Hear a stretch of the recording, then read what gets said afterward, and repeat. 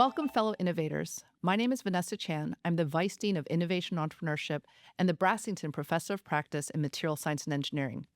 Today, I'm thrilled to be your guest host of Penn Engineering's Innovation and Impact podcast. Our podcast shares insights from some of the leading experts from around the world who are bringing to you the latest breakthroughs and innovations in science, technology, and medicine. Today, we're honored to be joined by three of Penn Engineering's leading innovators, each of whom has been recently named a Fellow of the National Academy of Inventors. For those of you who don't know, the NAI Fellows Program recognizes academic inventors whose work has led to outstanding inventions that have made a tangible impact on quality of life, economic development, and societal welfare. Election to NAI Fellow is widely regarded as the highest professional distinction awarded solely to academic inventors. With more than 2,000 fellows across over 300 university and research institutes worldwide, the NIA community collectively holds tens of thousands of issued patents, which have enabled thousands of licensed technologies and companies and created millions of jobs. And today, you get to hear from three of them about the secret sauce that has allowed them to innovate. First, we have Boon Thau Loo, the RCA Professor in Computer and Information Science and Penn Engineering's Senior Associate Dean for Graduate Education and Global Initiatives. And then we have André DeHon, Boileau Professor of Electrical Engineering and Electrical and Systems Engineering. Finally, we have Haim Bau, Richard H. and S. L. Gabel Professor of Mechanical Engineering in Mechanical Engineering and Applied Mechanics. So before we get started, I wanted to congratulate all three of you for being named 2025 NAI Fellows. That's amazing. As you know, the founder of our university, Benjamin Franklin, was a prolific inventor who invented the lightning rod, bifocals, which I think many of us are now using, swim fins, the flexible catheter, and the odometer. So he was really, really practical and said that we should be glad of an opportunity to serve others by any invention of ours. So I really want to find out from all of you, what is the invention you're most proud of, and how do you describe the real-world impact of your inventions to someone outside of your field? So Boon, do you want to start? Sure. Thank you, Vanessa. And it's a great honor for me to be here today with Andre and Ham. Um, my research is on programmable networks and kind of writing the software infrastructure to make them more agile and more secure. Um, and I've done a whole series of research over the years, and started two companies along the way. But I would say that if I have to pick one invention that I'm most proud of, it would be the work that I did that went on to become my second company, which is called Tamaxia, that was eventually acquired by Frontier. So at Tamaxia, what we were doing was building data center storage devices that can allow you to store large volumes of data, which is becoming increasingly important today with cloud, AI workloads and so on. But I think the key is to lower the power consumption to be a fraction, in our case, 30% of what it would be. Wait, what year did you do this? We did that interestingly, we started the second company around 2016. And that was at a time where energy wasn't as big of a deal as it is today. And the interesting thing for us was finding a product market fit in the developing countries. We ended up having the largest deployment when we were acquired by Frontier in Myanmar, in Southeast Asia, where, in a lot of developing countries, they don't have the kind of first world internet network cloud infrastructures that we do, right? The kind of things we take for granted, always on cellular networks and so on. It's just not feasible in most developing parts of the world. And today, Tamaxia technology is used to power cloud infrastructure as part of Frontier, which is one of the largest internet service provider in Myanmar. I take a lot of great personal pride in that because our technology is being used by millions of people and it's really life-changing. And to me, every time when I go back to Singapore and I had to explain to my mom what I was doing. And I always felt like this is one example where I could pass the grammar test. She, I think, unfortunately, grew up during post-World War II, didn't have a chance to have education beyond 6 years. And she always asked me, Boon, what do you do? And I felt like, Mom, look at the videos you're watching on the internet, right? She's a devoted Buddhist. She watched a lot of videos on Buddhist scriptures and so on. And I tell her, we're bringing technology like this to third world countries where otherwise they wouldn't have that option. So to me, that's something I'm very, personally very proud of. That's amazing. And you did this in 2016 when people didn't know data centers and all the energy needs were going to be so high. So I think at some point you have to tell us what your insights are 10 years from now. But we'll get to that in a bit. Andre, what about you? So I work in the broad area of computer architecture, how we build hardware. At this point, it's rewarding to see some of our early inventions that we were working on 3 decades ago have had real world influence that are touching countless lives. So things that started as sort of bold, crazy ideas have become the foundational architecture for nearly all of modern AI hardware. So if you look at it today, the success and the utility of our AI is enabled by the computer hardwares that run it. We couldn't run the kind of large models that are giving us high quality without the performance that these things are doing. And so did pioneering work on specialized hardware accelerators. So you specialize it to the problem, which has become sort of foundational for lots of these things. And what is a hardware accelerator? So rather than running sort of just a generic processor that can run anything, how do you specialize the hardware to this particular problem so that you've got if you will, a custom circuit that can run that particular thing rather than interpreting it on top of a larger process. The Silicon Spice, the company that was founded out of this, was acquired by Broadcom in 2000 for $1.2 billion. And we knew that the technology was game changing, but that really certainly brought it home. I later learned that Silicon Spice acquisition sort of more than repaid all the investments that the venture capitalists had made in the broad space of reconfigurable computing. Oh, that's amazing. So I'm sure they'll be happy to invest in whatever else you have coming down the pipeline. Yeah. Haim, what about you? All right. My work is mostly in microfluidics, which we apply to a variety of applications. We are driven by basic science, trying to understand the behavior of liquids under a variety of forces. In recent years, we have been mostly interested in developing molecular diagnostics for the point of care. The basic idea is to decentralize medicine, allow clinics and patients to perform precision medicine, essentially adapting and selecting medications that match the person's condition rather than one bill fit all. To give you an example, when a person comes to the clinic with some kind of an infection and perhaps bacterial infection, and the doctor prescribes antibiotics, the doctor doesn't know whether there is a drug resistance or not. So sometimes the medication may cause more harm to the patient and to the environment. We are trying to solve that issue by enabling a test on site which will diagnose the kind of bug and its resistance characteristics, allowing prescription of the appropriate medications with ideas that improving results and minimizing damage. This test takes about 30 minutes and can be carried out while the patient is in the clinic, preventing loss of patients to care. Sometimes people don't come back.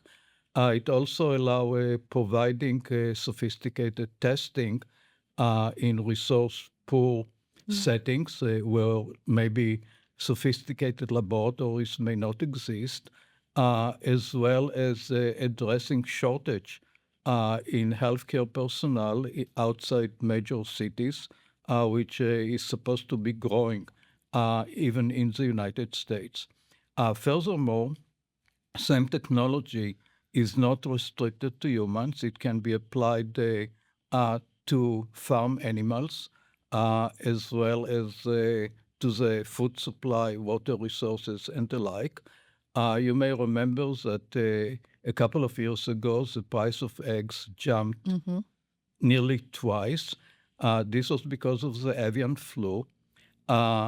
Farms essentially diagnose the disease by sending samples to centralized laboratory. There are about 20,000 farms in the US, 45 laboratories serving them.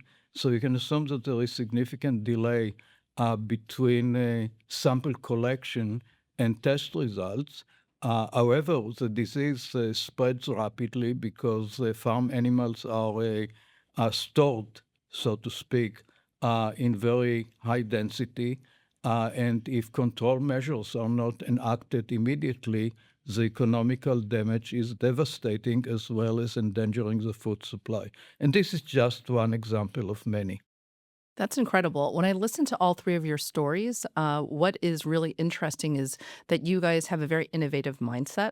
When you think about what the world was like when we were all growing up many years ago, many of the things like avian flu were not on our radar. We weren't thinking about data centers and so forth. So I'm really curious for all of our listeners right now, if you could share with folks, what are the mindsets or habits that you guys have developed in order to allow you to be this innovative, to really understand where the world is going? And if you're thinking back to when you were a kid, right, was there a mindset that started all of this? And how can students right now get into that mindset so they can be innovative and have an impact in the real world like all of you have? So, Andre, do you want to start? Sure. I've always been driven to solve problems and optimize solutions. Particularly important to me has been to kind of not accept the status quo, like just the answer of, well, we've always done it that way, right? So that's sometimes meant that you're redriving what's known. But often that means that you get to find something that other people are missing, right? As you rethink these questions. And even when the old answers are valid, at least to have a better understanding of where that applies, how I can apply that, and where it doesn't apply, what its limitations are. With our rapidly evolving technology, which has been a key of this, particularly in my field with Moore's Law, giving us more and more capacity, as the technology changes, the solutions change. And that needs to be a mindset that, I can't just use the old things because our cost structure and our solutions have changed. It's an opportunity to go back to first principles and find different, better ways to solve the problems. So status quo is sometimes hard to challenge, right? Because when you think about the way in which we do schooling, right, there's like a certain curriculum you do, there's certain expectations for GPA, and there's a mindset, which is you want to be able to fulfill what people are telling you to do. So how did you go from being really good at classes and taking tests to really challenging status quo? Well, I mean, some of it follows from it, saying, okay, I really need to go back to fundamentals. I mean, I think the challenge is, you've gotten answers. Well, where did those answers come from, right? Do I just take, so I guess that's sort of the worst part is to go through the classes and say, oh, at the end of the day, the answer was it should be blue or it should be 23, right? And be able to, I think what we are trying to teach in a lot of cases is, here's where this came from. And sometimes you go, oh, well, why do I care about where this came from, right? And if it's a mathematical problem, then, well, the math hasn't changed, right? But if it's many of these engineering problems, the constants and the things in between have changed. And so you have to kind of, understand, okay, that was that process. That's why I did that. And it's, sometimes more work to not just pull the old answers off the shelf, but it's something you need to develop a sense of, well, what were the assumptions behind that? How has the world changed? And because the world has changed, what are the new opportunities that exist today? And so, Haim, you've been around the block doing a lot of different things. And so when you go back to your childhood and think about what was a mindset that drove you to be here and an inventor. Right. So as long as I remember myself, I used to be always curious about how things work. As a kid in grade school, I participated in aviation club where we built drones out of balsa wood and paper and flew them. And this sort of taught me that not everything I want to do flies. Wait, what year were you doing drones? When I was about 7th and 8th grade you know, in the US, it'd be middle school. That was a couple years ago, so you're way ahead of your time. Yeah, well, these are not motor-driven drones, but rather self-flying drones. Then, when in high school, I had a chemistry lab at home, and with a friend, we challenged each other to detect various chemicals in compounds. It was probably not a very good idea to have the lab in my room, but it taught us a lot, and surprisingly, we are still friends to this very day. So, as looking backward, I think that things that drove me and helped me succeed, if I can say so, is first curiosity, interest in knowing how things work, trying to understand nature, sticking to fundamentals, and not restricting myself to a single compartment, being willing to wander outside my comfort zone and try to make connections across disciplines. I always tell my students that the best progress or fastest progress that can be made is by borrowing ideas from one field and implementing them in another. It sort of reminds me of a saying of one of my DOE program directors who like to state that the most interesting things happen in the middle, not in the forest, neither in the valley. And I'm trying to stick to the same idea. It's not always well accepted. For some reasons, many students prefer to compartmentalize and keep disciplines separated. And I'm trying to tell them that perhaps this is not the only way to do things. That's great. Boon, taking you back to your childhood. Sure, this is such a great question. And so when I think back about my childhood, I was a twice immigrant. You know, I came from Malaysia to Singapore, not knowing a single word of English, and then subsequently coming to the US. And I think over the years, you just build up this can-do, hustling, optimism in you, but always in a constant problem-solving mode. I think that pretty much kind of defines my childhood. And I also like to rewind back to a time which was a very consequential period for me during my PhD studies. My faculty advisor was actually a sabbatical at MIT during that time, and I joined him there. And I had just published a paper on peer-to-peer networks, which was a really hot topic. And he told me, like, Boon, you know, you can spend another 2-3 more years, wrap this up, and finish your PhD in 4 years. Or I have this really crazy idea of combining two really cool topics, right? One was active networking, and the other was Datalog, which is a database query language. Now, the details of that is not that important, but these are two cool topics, and fits very well in Haim's notion of combining areas from different fields. And he told me this was high risk, high reward. It may pan out to be nothing. I asked me, what do you want to do? I told him, Joe, you know, knowing where I come from, I didn't come all the way here just to go for the easy, low-hanging fruit. I want to go for the high risk, high reward. And that's kind of the mentality that I've always taken with me, whatever I do, especially if it's taking us in the direction that is the route less charted, being the first to do it. I remember the day I got promoted as associate professor, the department celebrated. 1 week later, I told my department chair I was going on leave, started my first company that was acquired a few years later, and went on to start the second one. And I felt like there's always this a desire to go the extra mile. And I think a lot, just going back to your question, really, originated from my childhood. The thing I love about all of your stories is you guys are curious like kids, and you're trying to do things that you've never done before, but you're okay with that. Like, you don't have to be perfect, and you're just trying. And so I think one thing that is a really important part of innovation is failing, right? Like, when you're trying to do something you've never done before in a, road less traveled, as you talked about, no one's done it. And so when you actually hit a speed bump and it's not working, right? How do you keep going and not just like throw up your hands and be like, I'm not great at this, I'm going to not worry about it? Do you want to start, Boon? Sure. Actually, for me, the biggest speed bump I had was also during my PhD study. So at UC Berkeley, we had a oral exam. It's sort of like the Penn's qualifying exam.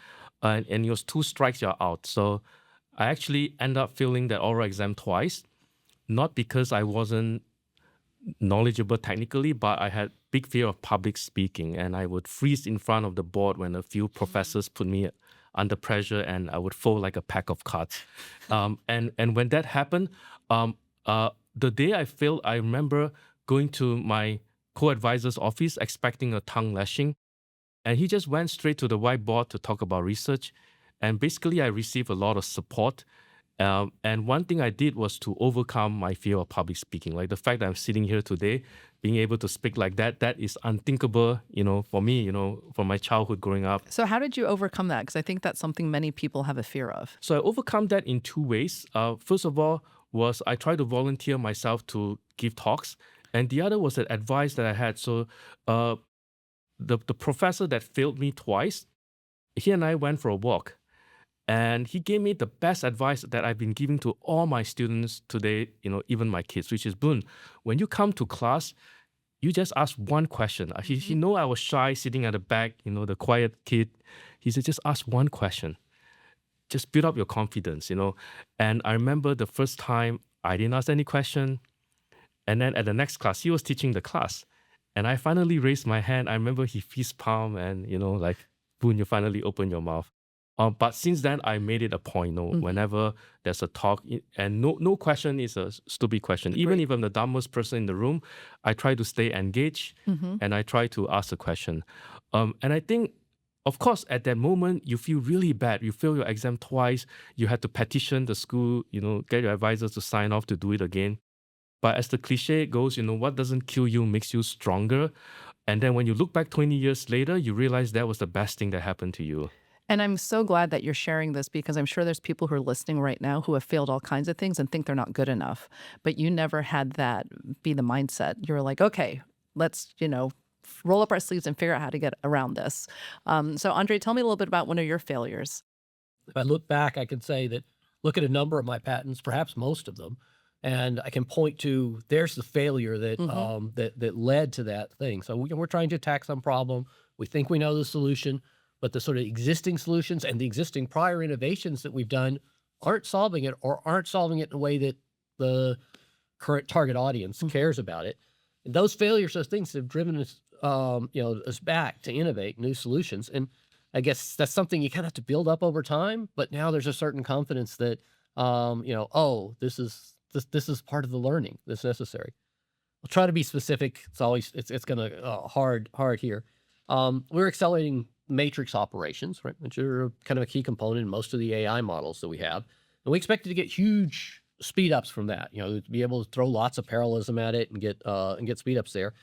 But, we started seeing that things showed up in these models where we had to sum up large sums of numbers. And we had to do that sequentially in order to get the same answers everybody expected. And if you had to sequentialize that ended up being a bottleneck that wouldn't let us get the parallelism, wouldn't let us get the performance that we'd see. We saw that if we kind of left this alone, we were leaving orders of magnitude of performance on the floor that we couldn't do. So that drove us back to kind of look at, well, how do we rethink from first principles, how to do these sums and get the same answers if they were sequential. And we were able to come up with solutions that ended up another patent there, and has enabled us to get the kind of performance that we expect. That's awesome. And Haim, do you want to share any personal failures to the millions of people listening right now? Well, I think I have too many to count, but I'll describe just a couple relevant to perhaps inventions and research. So some years back, we had an NSF program as part of a multi-university group that researched liquid flow in carbon nanopipes, essentially small scale, about 100 nanometers in diameter. And one of the challenges was how to interface those little structures with the macroscopic world. You want to induce fluid flow, measure perhaps electrochemical signature. So you need somehow to interface with those micropipes. Initially, we tried to mount them on glass pipettes by using dielectrophoretic forces. These are polarization forces, but it didn't quite work well. And then it occurred to us that we could perhaps use the glass itself as a template to coat it with a carbon film at high temperature, and then etch the tip of the carbon and end up with a nanoscopic needle with a macroscopic handle, which can be interfaced with electrophysiology equipment or any other large-scale devices. And we used these nano needles to probe cells, inject things into cells, measure cell potential, and so on. I'm referring to biological cells. Then the other idea that came about was to perhaps use these carbon pipes as little containers in electron microscopy, essentially put liquids in the nanopipes and observe what happens, crystal growth processes, aggregation, and so on. And we wanted to be able to interface with these little devices. We call them nano aquariums. This proved to be very challenging because it's very difficult to bind graphite to other structures, and we didn't succeed. But then it occurred to us that perhaps we can use CMOS technology, basically silicon technology, to generate very thin structures, perhaps a few tens of nanometers in height, seal liquids in those structures, and observe them with electrons. And this tended out to work quite well.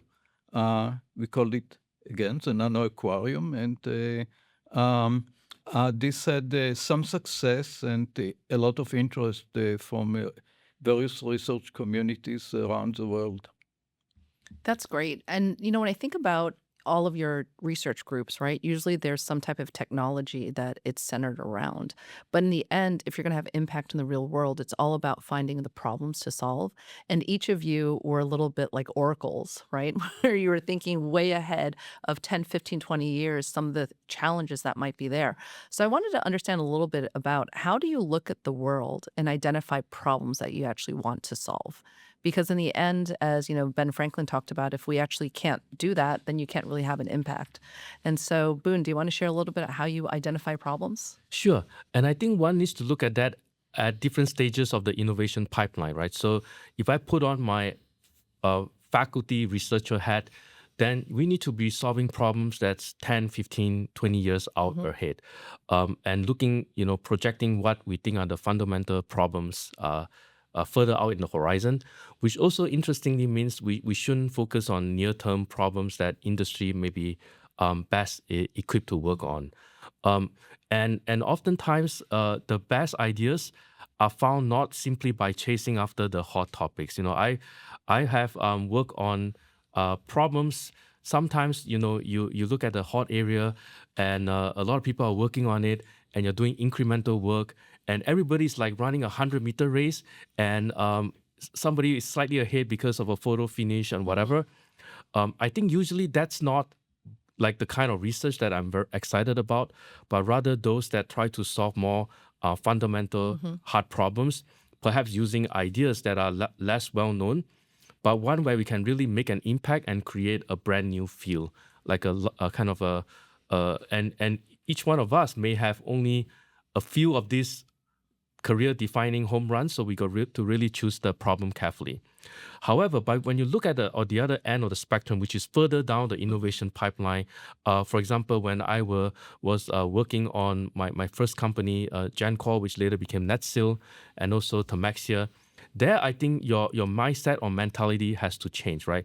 Because I think it's quite different for somebody to say, read your research paper and write the next paper that builds on it versus somebody that is going to actually buy a product that is built out of your research that they're going to pay money for and use it in a way that's going to change and improve their lives. And I think the second one, you cannot do it in isolation, right? You have to go out and talk to customers and also be humble, knowing that a lot of the things that you thought can work may no longer pan out, and you got to go back to the drawing board and to rethink that. Now, after I've done 2 companies, I came back to Penn, never again to be upset when my next paper got rejected by a conference or NSF decide to reject my paper, because nothing prepared me for the outside world in terms of the high rate of rejection, right? So we had some idea of how the research may apply to a product. I remember my first company, we had to pivot twice. And finally, actually, I credited my students with their energy and enterprising nature there to finally get it right the third time. But each time, each pivot comes with hundreds of no's and wrong directions. And I think part of that is also rapid iteration, to have the humility to recognize, some things that I thought should work actually don't, and we got to go back to the drawing board and quickly, rapidly kind of iterate on that, because ultimately, people would only buy and use things that can practically improve their lives, right? So I think at that point, we have to change our mindset a bit.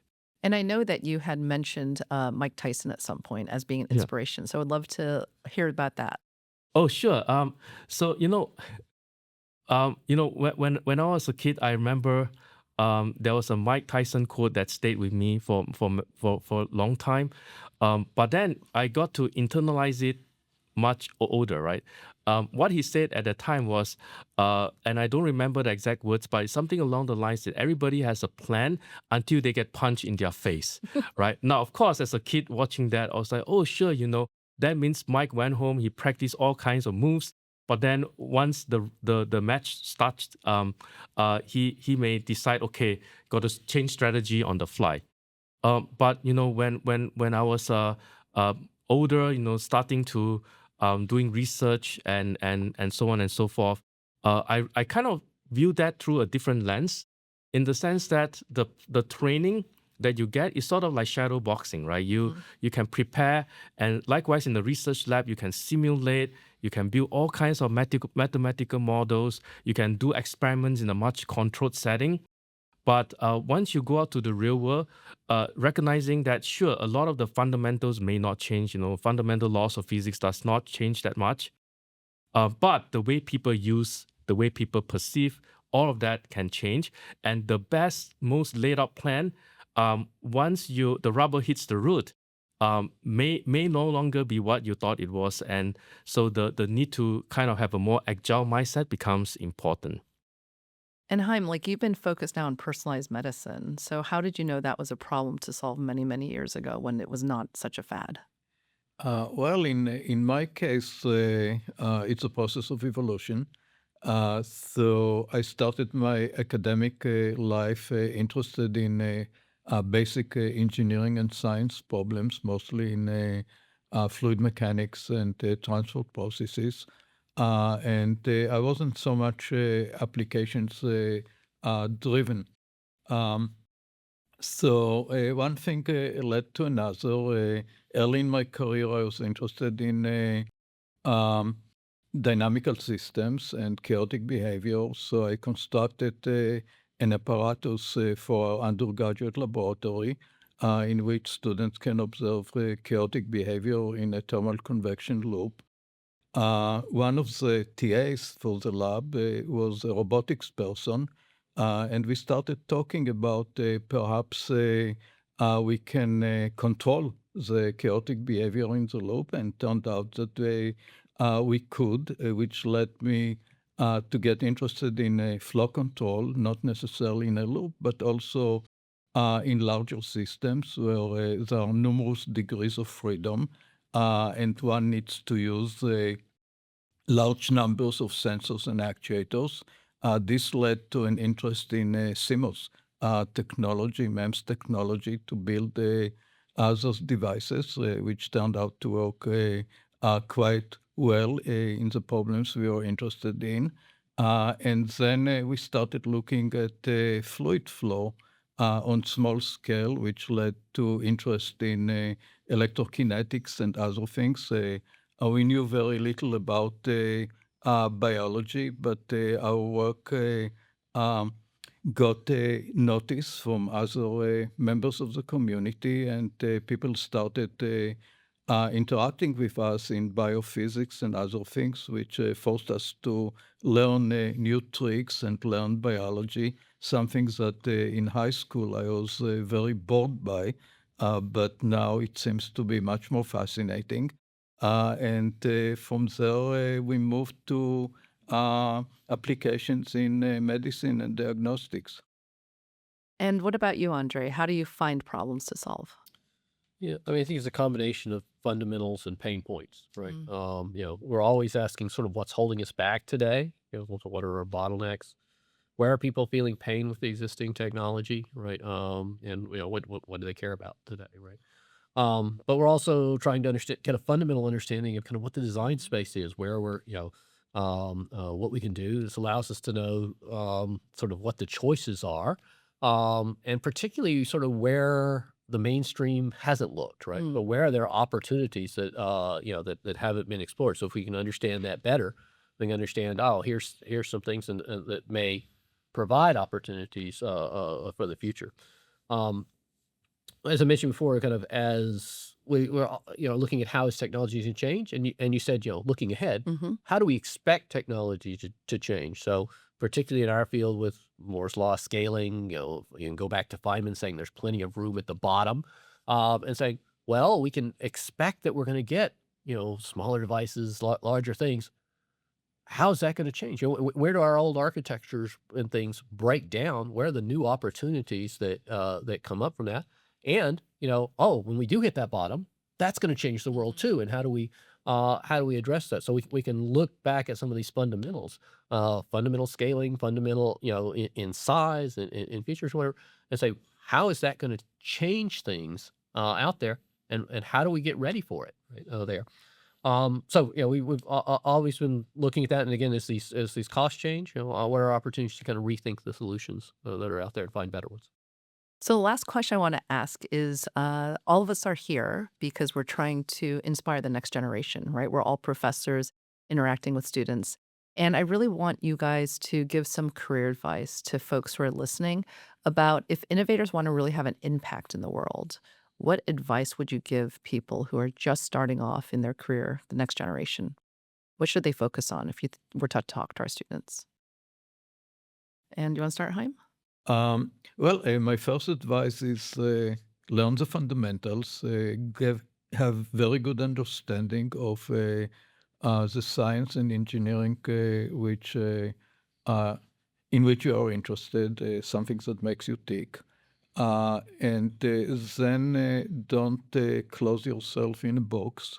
Uh, be able to bring ideas from other fields, see where your knowledge may be applicable, and uh, see what other knowledge you can import from other fields to your field of study, and then perhaps explore the opportunities out there. So that would mean that if you're an engineering student, you have to go spend time with non-engineering people if you're going to get a chance to see what else is in other fields. It sounds like that's important. Yeah, that's correct, and actually something that many of our students do. They do take courses in biology and biotechnology, recognizing that again the interesting problems and opportunities are in the middle rather than in the more traditional disciplines. And it's perhaps a cliche, but Penn is a great place to exercise this type of opportunities, both because of the openness of the research community in the medical school, engineering, and elsewhere, as well as the proximity in many other universities. Um, Medical schools tend to be far away from the main campus for a variety of reasons. And we are very fortunate that we are within walking distance and have open door policy. Yeah, and we also have a dental school, a vet school, a dozen schools here, which is exciting. So, Andre, what advice would you give to students and people who are trying to figure out how to have an impact in the world through innovation? Yeah, I mean, broadly in a nutshell, I'd say sort of believe, think, and do, right? You need to believe in your idea and that you can make it work. You need to have that belief that can hold you kind of through the setbacks that you have along the way. We've had some good discussion about that, about getting through failures. And you need to have that belief, particularly kind of against the noise of the outside world, particularly when it's sort of against the current hype and bandwagon, right? But particularly if you've got something grounded in fundamentals and what have you, you kind of stick to your convictions, right? That's there. Back in the 90s when we're doing the accelerator work, people thought I was crazy for believing that sort of you could do more or do something different with a silicon rather than just building more of the same, adding more caches, building a bigger CPU of the same kind. So specializing hardware to the application, well, again, what we now call accelerators, was sort of against the tide of simple sort of risk building blocks of the day. But of course, we look at it now, those same specialized solutions are ones that are essential. So these unconventional ideas are the ones that have been necessary to drive today's progress. Think for yourself, right? I mean, I think that's, again, particularly against the noise of things. You don't follow the crowd just because they have the numbers. Many people will tell you that the thing you're doing can't be done, and they'll tell you why it can't be done. Now, that's useful. Listen to them, but you need to analyze that yourself, and think independently and rigorously, so you can draw your own conclusions. In many cases, you're the one that knows the technology, and you're sitting it there. They're going to hear a little bit about it, and then you dismiss it. You can analyze whether that makes sense or whether they're confused, and whether, oh, okay, here's where another just a tweak here or there can get past their concerns. So so think for yourself. And as I say, do, I mean, you get your hands dirty, right? You don't just theorize, you build things. You do projects, you create prototypes, you test out whether things work. That hands-on experience is invaluable. And it's really how you learn what works, learn what doesn't, where your biggest challenges are and where your biggest opportunities are. And wrapping us up, Boon, what advice would you give to our students? Sure. I think actually both Haim and Andre has already covered a lot of very good ideas, and I wholeheartedly agree with everything that you said. The one thing I would say is that when I think back, it like we're all here today, but we are here today because of two things. Number one, I'm sure we all work very hard. There's many hours of sweat and perspiration and setbacks that we overcome. So I think that grit is really important. But more importantly, so like when I heard that I was getting the NAI, my first reaction was very thankful to the nominators. But more importantly, the people and the support system behind it, right? The students, the family support that made this possible. And so I would say the one advice I would give is surround yourself with optimistic, can-do, positive thinking people, and also be a positive thinker and support to others as well. Because ultimately, it takes a village. And by definition, invention means something new. I think we can all think back of the invention that we are most proud of. And I guarantee you, at the very beginning, there will be a lot of naysayers, because if that was that good of an idea to begin with, then it wouldn't be an invention, right? It would just be following the crowd. And getting to the point of having that conviction to believe in following through on that. So I think having a good support system, having strong self-belief is very important. And also don't be afraid of going down the path less well-traveled. Sometimes you look 5-10 years ahead, right? There's a yellow brick road that leads you to that city. But perhaps along the way, you may find that, there's some obstacles that take you on a different path, new opportunities that come up. So while all of us should have plans that lay out, what our lives should be, for the next few decades, recognizing that things may not be linear, and also having the flexibility to adjust and having that optimism and self-belief to take the next step forward is very important. I love it. So I really wanted to thank all of you, Boon, Andre, and Haim, to come share all of your insights to the next generation on how to become amazing innovators. And maybe one day they too will become NAI fellows. I'm really inspired by all the work you're doing and quite frankly, what's going on in Penn Engineering at large, because this is just a small sample of the innovations that we have coming out of here. And I'm excited to see what else is coming. And for our listeners, please subscribe to Penn Engineering's Innovation and Impact podcast series on your favorite podcast platform and watch a video of this recording on Penn Engineering's YouTube channel. And I'm looking forward to seeing you all next time. Thank you. Thank you, you. Vanessa.